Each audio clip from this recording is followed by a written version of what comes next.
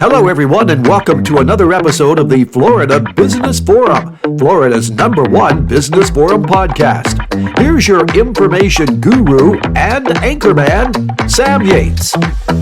Wow! Hello, everyone, and welcome to another exciting edition of the Florida Business Forum. I'm your host, Sam Yates, and today we have some very special guests in our studio. And I'm going to give you a little bit of a tease. These two guests have been together forever because they are perfect partners when it comes to the building industry. So Terry Paterson is president and CEO of Paterson Project Management, and Jessica Easterling is partner and COO. So it's my pleasure to welcome both of you to our program today. Welcome aboard. Well, thank you very much, Sam. You know, I like to have a tradition, and that tradition is learning about our guests. We build relationships while our builders build homes and dreams come true. Here on this program, we like to say that we build a relationship that starts with getting to know our guests. So, Terry, you go first today and tell us a bit about yourself, and Jessica, you'll be next. Well, I'm originally from South Africa. I came to the United States in 1999, beginning of 99, and I had started construction before I left South Africa. When I was 20, I bought my first couple pieces of land in Cape Town, South Africa, and built a couple houses as a developer, not as the builder.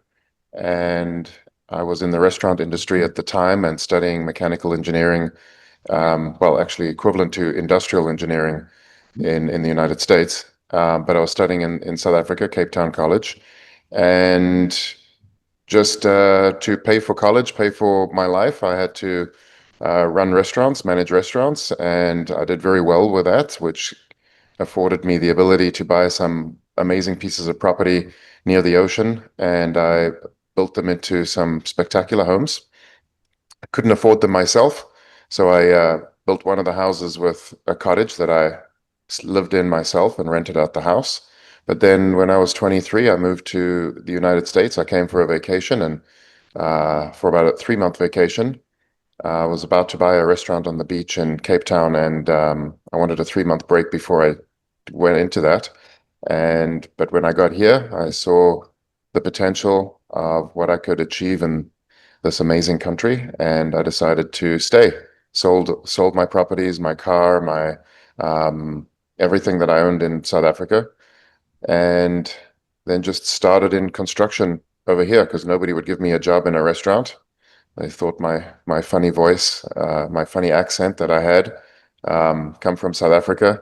I didn't know anything, so I started in demolition, $50 a day. It was great. Just worked my way up to finally get a job for these two guys who were building a small luxury hotel, and they needed somebody with hospitality and construction experience, which was me. And I helped them build the small luxury hotel, manage the project for them, and then eventually manage the hotel. And that hotel was rated one of the top in small luxury hotels in the country, which helped me grow my construction business really fast because guests would come in and look at the property and ask my staff who was the contractor who did all of this or who's responsible for this.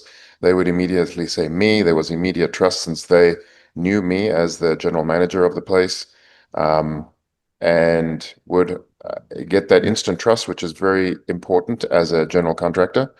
And it helped me grow my company really fast. I was 24, 25, growing, doubling year on year sales in my construction company. Jessica, I was so busy that I needed help. So Jessica came on. I think what was that, 2005, Jess, or 4? 2004. 2004. 2004. Yeah. And we had already started. I'd already partnered at that point with the owners of the hotel to be a developer, and we were developing properties in Fort Lauderdale. We got up to around 15 properties we owned, and we're busy building 30 townhouses, two or three houses as a developer, and then that happened really fast over 2000, 2003, 4, 5, 6 into 7, and then that also helped promote the construction company where we work for homeowners building custom homes, and at that point it was custom renovations. I was also very lucky to get a big job to build a 10,000 square foot house on the water just off Las Olas on the New River for one of the parents of my my one of the parents of the children at my children's school, which is another great way to gain trust. And luckily for me, he didn't plan on building such a large, making the job as big as what it did. Otherwise, I don't think I would have gotten the job at that point. But I did, and then helped him make it into.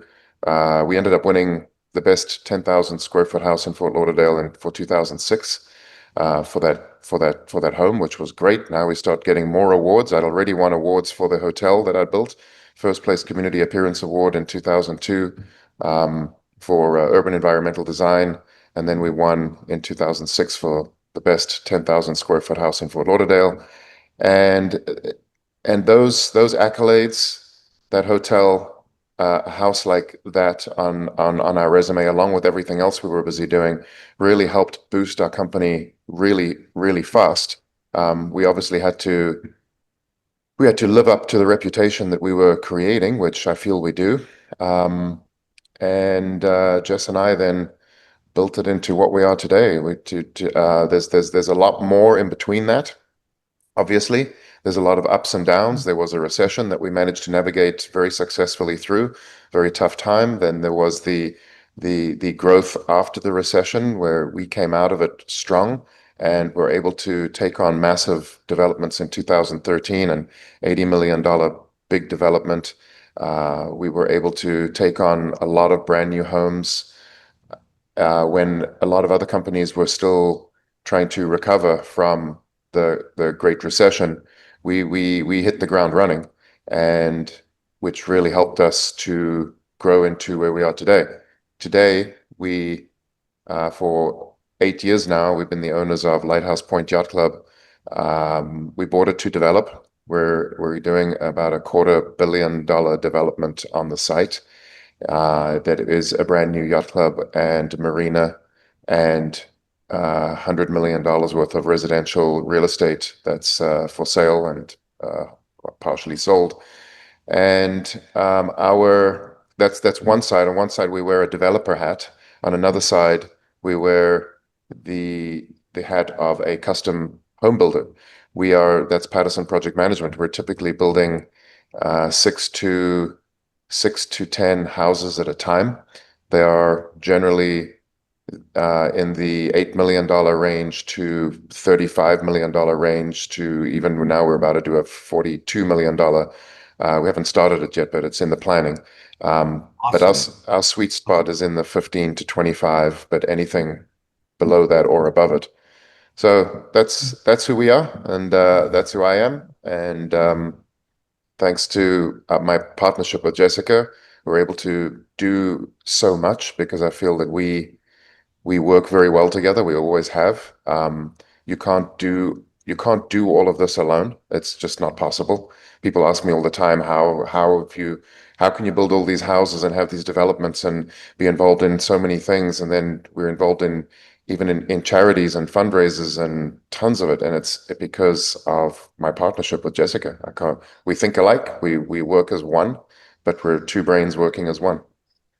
And you give the perfect lead in. So first off, I have to pause for a moment and say thank you to both of you. Paterson is a relatively new member of the Gold Coast Builders Association, and hearing you give your background and the expertise that you have, it makes me very, very happy that you are one of our members, because I can see so many resources that you bring to the table. And I'll come back to that. But before I get too far off base and talking about what I see you bringing to our organization, I see Jessica has brought a lot to your operation. Jessica, give us a little of your background.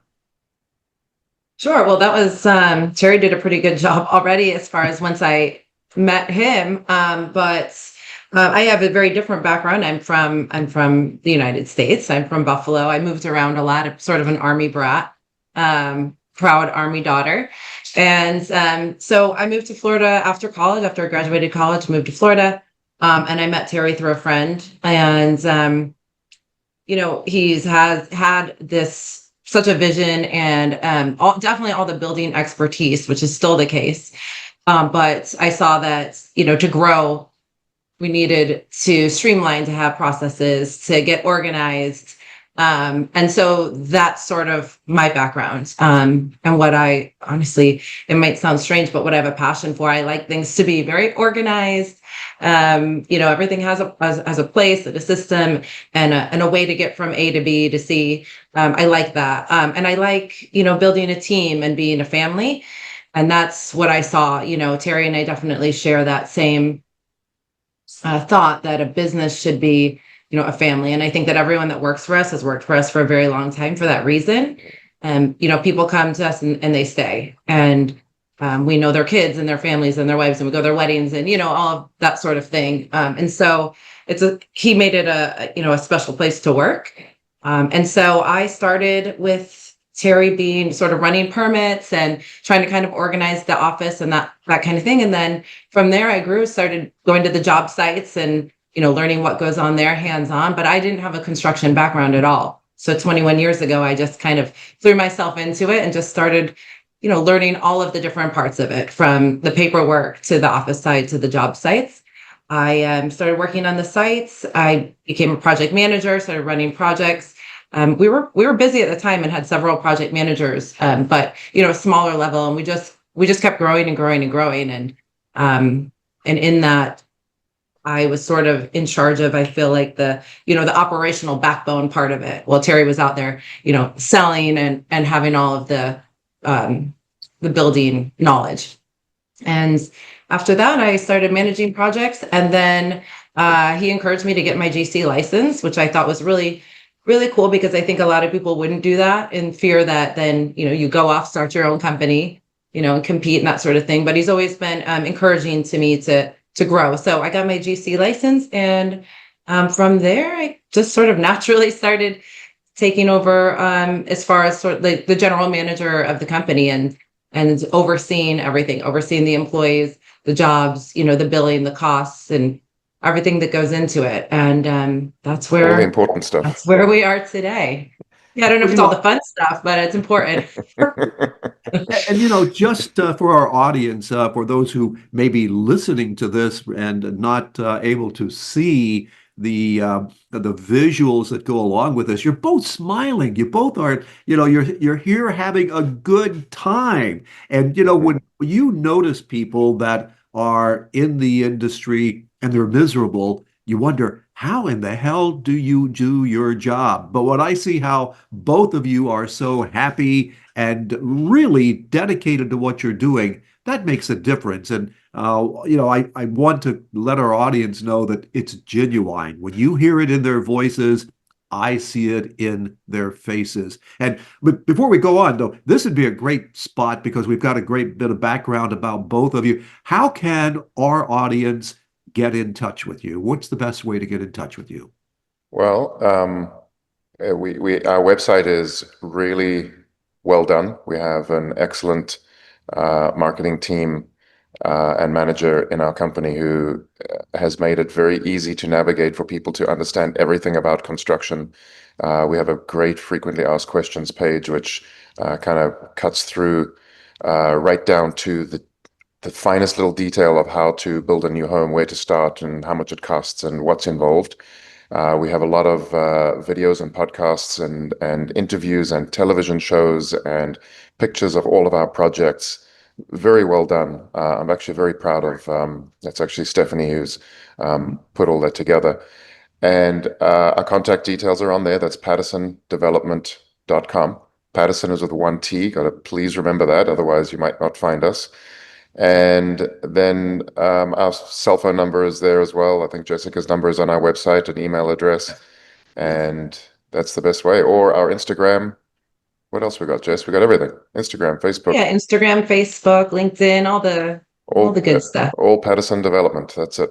Just look for Paterson Awesome. Development. In reality, luxury home building is different than any other kind of building. I know Yeah. you both have great backgrounds, but give me your definition, if you would, and it's a tough one, I realize. What makes a luxury home a luxury home? I can answer that one.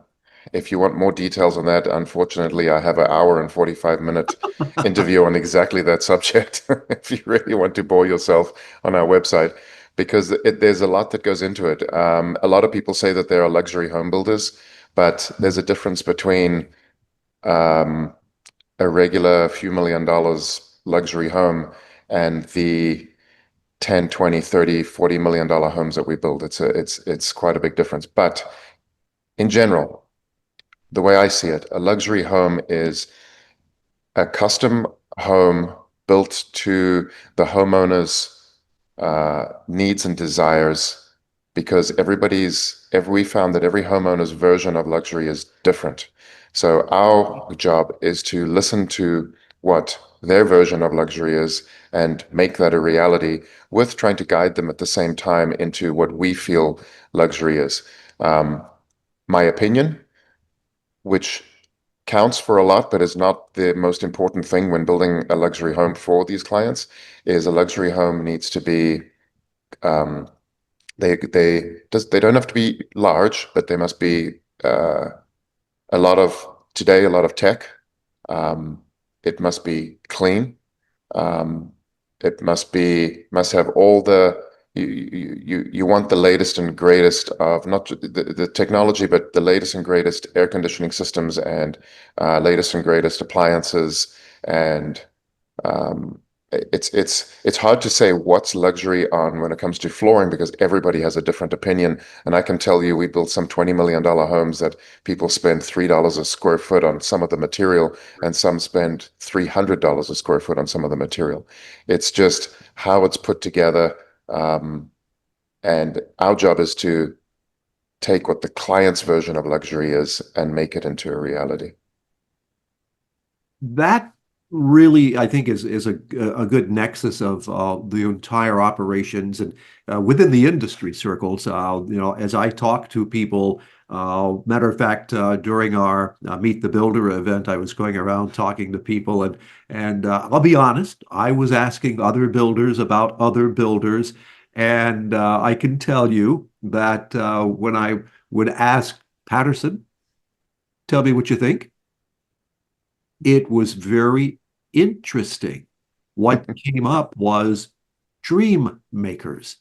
Fair assessment. Wow. Other builders said that about us.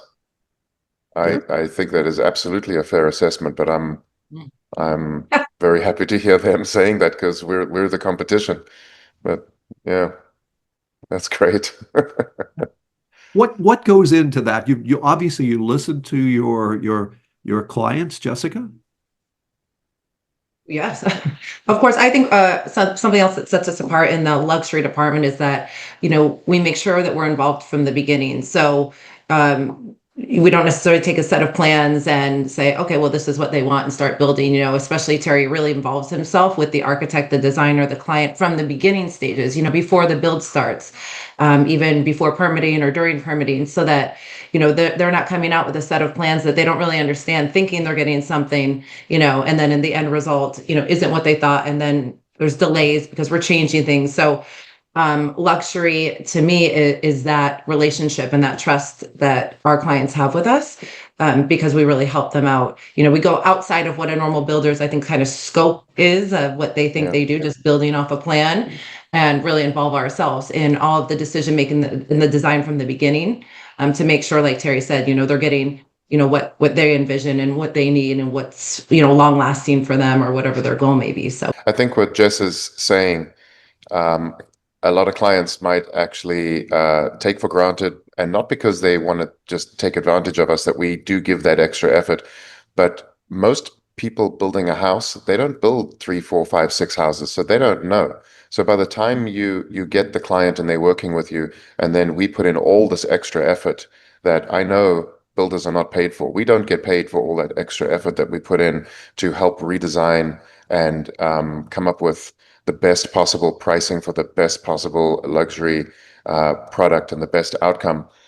I mean, we spend a year with clients doing this and we don't make a dollar. I think a lot of our clients end up thinking that that's the norm. That is what's expected from a builder. Honestly, the builders get paid to build what the amazing architects and designers give us and follow those plans.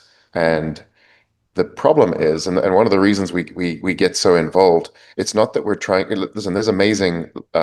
We work with amazing architects and interior designers, and they actually bring us this luxury product. But the problem is, they don't always meet the client's pocketbook. And people think when you're building a 10, $20 million home, that the pocketbooks are the pockets are deep. They're deep, but they're not endless. And what the designs that we get given need endless, deep pockets. And our job is to find ways to make that luxury product come to life in a cost-effective way. So we have to come up with different ideas, different way of building it, different products. It's not just, people think it's just different flooring, different counters, different cabinets. That's like 3% of the cost of the house. There's so much more to building a cost-effective luxury home than what clients can see. Clients only can see and touch and feel tile material, counter material, cabinets, and then that's what they think is going to save them all this money. No, it's not. We get into the structural design and the piling depth and why is there a grade beam and why are there grade beams and stem walls and another grade beam? Why is the property not filled first before we put in the piles to a correct height and save hundreds of thousands of dollars on the foundation that no one's ever going to see? Why is this wall built like this? Why have you got this kind of a retaining wall when we can have that kind of a retaining wall? The savings that we get involved with are far past what most architects and clients can even understand. And the reason we're able to do that is we are also a shell contractor, our own shell contractor. We're a drywall framing contractor. We do our own civil. So the relationship between those three, we understand. And that's where the biggest money is on the biggest savings that we can bring to people on these projects. And the readings and the musings of Vitruvius, I can hear it in your voice. So if I were to say Probitas, Utilitas, and the third magic word, Venustas, those are key elements from a Vitruvius standpoint that you take to heart, and we can tell they're in all of your projects. Is that correct? Well, I'm a simple builder. I'm not understanding what you're saying, but you're making it sound great. So, When you're talking about why this foundation, why this wall, and I guess it brings me to the question of how important is it that you work with an architect when you begin this whole process? Well, it's very important because if I'm working with the architect from the beginning, I can stop a lot of the things that delay the start of a project when we do get involved, because I end up coming in and saying, hey, you should change this, change that, and this is why. It's not going to affect the look of the project, but it's going to save you hundreds of thousands of dollars. We sometimes get a project down by $1 million if it's big enough, just by doing some changes. If we're involved in the beginning, we can help guide everyone. And you know what? The architects appreciate that because they don't like getting their plans changed later. But if I'm helping them through from the beginning, it saves everybody. Have you ever said no to a potential customer? We can't do that, and we're not going to build for you. That's probably a tough thing to do, but have you ever been in that situation? You want to start that answer first, Jess, or you want me to jump into that one? I say no. Terry says yes. So Jess tells me no all the time. No, walk away. No. I mean, it's kind of two questions. So have we ever said no to a job that's come our way? Yes, of course, that's going to happen. It's rare. If it's in our, normal range of what we do. But we really don't say no to a customer of ours that we're already building for if they have some idea of something they want. If they say like, I want to, we're already past cabinetry and I want to add, a controlled wine room or something. It's like, okay, like we can always figure it out. There's always a way. It's going to cost money. It's probably going to cost time, depending on what the change is, but we don't really say no to clients, if there's something that they're wanting, as an aspect of their home. Yeah. But there are things that we just aren't, allowed to do, whether, due to codes or cities or, there's so many codes now with elevations and things like that. So, of course, it's at times there's something that just, is not allowed to be done, but we always work with them to find some sort of solution, some sort of compromise, something that they can be happy with to, get as close to what they're asking for as possible. And guide them. Guide them if We've ever they're just going said off the no. rails. Yeah, we'll also try and guide them if they're going off the rails Yeah. or with something. Right. Yeah. But Well, I have to say as Jessica said, there's two parts to that question. And the first part that she addressed, do we say no to taking on a client? And then the other part of the question is, do we say no to something, a client that we've taken on once? So say no to taking on a client. The problem that we run into is sometimes I try and leave the rest of my staff out of the initial 1 year about that I'm working with clients because I need my staff to be focusing on building the house and not on this potential client that I'm working with. But I end up spending about 6 months, a year, sometimes 2 years working with people and their architects and designers and going through. And then Jess gets involved early as well with bidding and trying to figure out, getting to their budget. And at that point, we're not hired yet. We're only hired once our proposal is accepted and our contract signed, which could be a year or two after I meet that client for the first time. And during that process, when you realize, man, I don't want to build for this person, Jess says to me, walk away. But it's so hard because you've got so much time invested in it. Her intuition has always been right. The problems that we run into is because I didn't listen to her, but it's hard when you put the amount of time into it that we do. I think that's something that a lot of people looking from the outside really don't understand. It's not a hello, let me punch this in. It's going to come out from Chat GPT. This is Yeah. what it's not that. It's based on, as you say, a lot of advanced work. And I think if we as a builders association can help do one thing, it's to educate the various publics and the building officials and everyone involved that this is not just a check the box, move on in the process when it comes to luxury homes. So I have Exactly. to your explanation of it and what you just said, I think is something that if our audience can take away one thing, it is that it's not just hello, let me start, sign on dotted line, but here in the Palm Beach, Broward County in particular, I have to say in the last since the first of the year, we've brought on 60 new members, and a lot of them are in the custom home building world. And one of the things that I think is going on is Palm Beach County in particular, our region of the state in particular, has become a mecca for building. Is that something that you believe is happening as well? Yes, absolutely. We're very lucky to be living where we live while we live here. I remember when I moved to Florida in '99 and the beginning of the 2000s, people around the rest of the country would make fun of us. Oh, Floridians, oh, the Floridian man, now everybody wants to be a Floridian. The whole country wants to be a Floridian. Our From our weather to our politics to our just the way of life that we get to live here is amazing.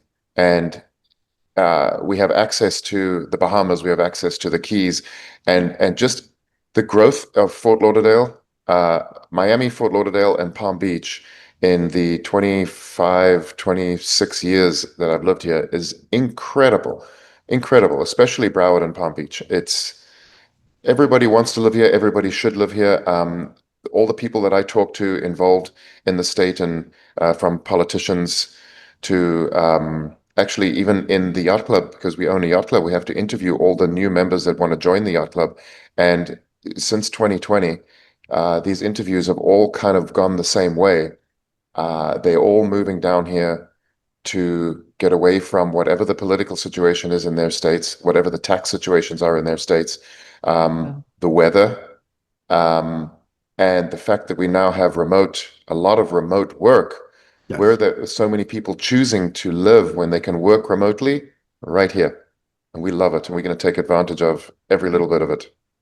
You're leading into my next question then, and spend a couple of minutes if we can about why you joined the Gold Coast Builders Association. And folks, this is unrehearsed, so I'm hoping it's not a bad answer. But why did you join? What is your expectation of joining an organization like the Gold Coast Builders Association? You want to go with Jess, or you want me to go? You take this one. Okay, so we've there is, I don't know if it's going to sound strange, but we've done a number of podcasts and interviews, and um, what we're enjoying is educating from since we started doing podcasts, which our amazing marketing manager Stephanie has gotten us involved in for a few years now. I can't tell you how many other builders, subcontractors, just general people have seen them and come to me and said, I listened to what you were saying, and that is amazing. That resonates. Yes, I needed to hear that. And it starts to make you feel, well, wow, we can actually give back to our building community um, by helping educate the rest of the community, and hopefully clients, which eventually we do enough of this, it will start to rub off on potential clients and helping the industry. So if that's not I don't know if that sounds like we enjoy it. We already do lots of different charities, Jessica mostly. Not that this is charity, but why would I want to spend my time doing interviews all over the place and giving out the knowledge that we've built over 26, 28 years? We love to give back, and I think you guys, that's what you guys do. I appreciate that. And I'm going to make the ask because I think I've hinted at it that we want to form a custom builders council or a custom builders group that can bring our custom builders together on a regular basis. So we talk about things that are important to you. We help educate one another, and then we drive some of that messaging out into our communities. So I'm going to put you on the spot. Would you help me do that going forward? 100%. Absolutely. Absolutely. I love it. I love it. We've covered a bit of territory, and the whole idea again is to introduce you to people and share some of your philosophies and beliefs, and we're doing that. Is there anything that we have not touched upon that you would like to share, Terry, within reasonable time? That you would like? 'Cause I tease Terry because I'm finding quickly here that you and I are someone who could sit down and chat the afternoon away, but have we not touched upon anything that you would like to additionally share?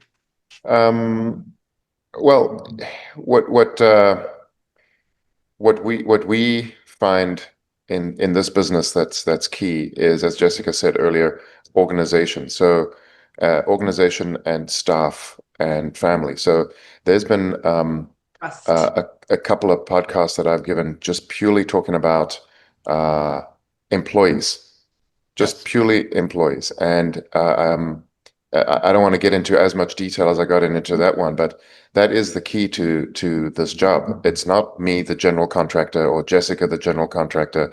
It's the staff that work under us. They are incredible. Um, with It's a team effort. You cannot hire a general contractor, a one-man show, to go and build one of these kind of houses that we build. Some people say, well, you're building 7, 8, 9, 10 houses at a time. Are we going to get lost in the shuffle? My answer is, without us being able to build that many houses at a time and having 13 amazing managers in the company with a whole lot more staff, we cannot build one of these luxury homes. We cannot even build one if we never had the team around us. What people don't realize is there's there's so many people behind the scenes that they don't even get to meet in our bi-weekly meetings with the clients. That is what makes a great construction company, the team of people who work for it, not us. Our job is to hire and fire the right people. Fire because that's important, because you can't keep bad team members out, bringing down the rest of the team. Our job is to, and the way we fire people is important as well. You can't let the rest of the team see you being total jerks about the way you treat other staff. The way we treat everybody is important. But our job is to hire, fire, and train and teach, educate our staff. And that is the key to everything we do, is education, education, education. Every Tuesday, we have a 2 or 3 hour meeting with all the managers of the company. We make them listen to everybody else and what's going on their jobs, so that they can have input. We want a project manager or supervisor from a job that's got nothing to do with them in a different county to come up and say, hey, I have experience share that I can talk to you about the issue you're busy dealing with, or what could happen 6 months from now if you do X, Y, and Z. And we all learn. And I told the staff that 2-3 hours is the most important 2 or 3 hours a week that you're going to get. So phones off, no meetings, no bothering. You focus on the company as a whole. And I think that helps, sets us apart. Besides all the systems that we have in place, build a trend, you can all have systems, but garbage in is garbage out. And Right. Jessica, Right. one of her big jobs is to make sure that we don't have us and the staff and everybody doesn't put garbage into our management software, so that we're getting, so that it is actually a huge asset for us and our clients and our subcontractors. Yeah, I think that's all I wanted to add. Very good. Now, Jessica, were you going to add a little to that? Along the same lines, I just think what Terry's explaining, internally is what makes such a big difference to the homeowner. So, if I was speaking to a homeowner, it's, make sure that when you are choosing, someone, especially in the luxury custom field, you want to make sure that there is a team that has, communication and transparency and, trust with each other, because, right, if that's what's going on internally, then that's what's coming out to our homeowners. And so that's really what's at the heart of Paterson Project Management, and why, we all love it, and why our clients become our friends, and we have a relationship with them after. So I think those are that's words right. that we all can appreciate. So I can see some great things that we're going to do together, and I'm looking forward to it. But I too sometimes have to pose a tough question, and this one is the hardest question that you're going to experience in the relationship that we have in this interview today. And that question is, they're going like, wait, this guy was an investigative reporter. What's up? That question is, will you both be back for a future episode? Absolutely. Absolutely. Wow. If you'll have I us. would love to. I ask that question, and sometimes as the words come out, I'm sweating it like, what if they say no? So I'm glad the answer is an affirmative answer, and I look forward to it. Again, I too echo what you are saying about the education part of what we are all doing. That makes us all better, and I'm looking forward to taking advantage of your expertise as we go forward. So, Great, Sam. Terry Paterson, Jessica Easterling, it has been my pleasure to have you here as guest with us today, and we look forward to having you back in the future. Thank you very much, Sam. We look forward to it. In the meantime, I'm Sam Yates, your host, and I'm going to say one thing, and that is, until the next episode, have a great day, everybody. You've been listening to Florida's #1 Business Forum podcast. Thanks for listening. Until our next episode, stay tuned for more business.